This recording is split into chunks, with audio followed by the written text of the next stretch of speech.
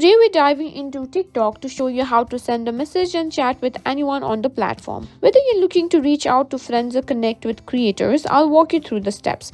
So let's get started. So first things first, open TikTok app on your device. Now tap on inbox button. Here you can see all the chats. Now to text to someone, you can simply search for their username and simply send stickers, tell message, whatever you want in the message text field, and click on send. Your message will be sent to their inbox like this. And that's it for sending a message on TikTok. You can check for replies and manage your conversations in the inbox section. Just tap on a conversation to view and continue chatting.